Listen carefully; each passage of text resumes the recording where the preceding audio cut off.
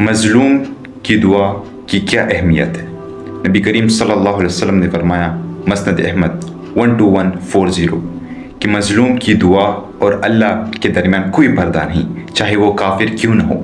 اس بات سے اندازہ لگایا جا سکتا ہے کہ انسانیت صرف اسلام تک محدود نہیں، بلکہ انسانیت اس دنیا میں جتنے بھی جاندار ہے، ہر وہ شے جس میں جان ہے اس کے لیے انسانیت ہے، اور یہی انسانیت کا درس دیتا ہے، اور چاہے وہ کافر کیوں نہ ہو۔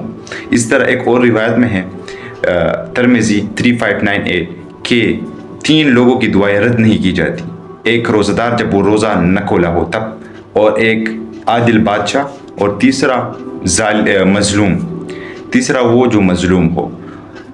ان کے بارے میں حدیث میں آتا ہے کہ ان کی دعائیں بادلوں میں آسمان تک جاتی ہے اور آسمان کے دروازے کھول دیے جاتے ہیں۔ اللہ تعالیٰ فرماتا ہے کہ میری عزت کی قسم میں تمہاری دعائیں قبول کروں گا، چاہے کوئی مدت بعد کیوں نہ ہو۔ تو اس حدیث میں ایک یہ بات بھی واضح ہوئی کہ مظلوم کی اللہ تعالیٰ کی عرش تک پہنچتی ہے، اور اس سے ایک اور بات بھی ہمیں معلوم ہوتی ہے کہ دعا ہمیشہ قبول ہوتی ہے، چاہے وہ ڈیلے کیوں نہ ہو۔ اور ڈیلے اس لیے ہوتی ہے کیونکہ اس میں اللہ تعالیٰ ہمارے لیے ایک بہتری لاتے ہیں، کیونکہ اس میں ہماری ہی بہتری ہوتی ہے، کیونکہ اللہ جانتا ہے اور ہم نہیں جانتے۔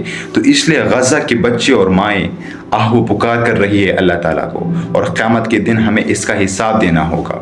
تو ان کی دعائیں ویسے رائے گاہ نہیں جا رہی، بلکہ ان کی دعائیں قبول ہو رہی ہیں۔ ان کے لیے قیامت کے دن یہ دعائیں سفارش کرے گی، لیکن ہمارے لیے یہ ایک نقصان ہے، کیونکہ ہم خاموش ہیں، اور خاموشی سب سے بڑی ظلم ہے۔ تو اس ظلم سے نکلے، اگر ہم کچھ نہیں کر سکتے تو نیک اور خالص دعا کر سکتے ہیں۔ جزاک اللہ خیر۔ السلام علیکم۔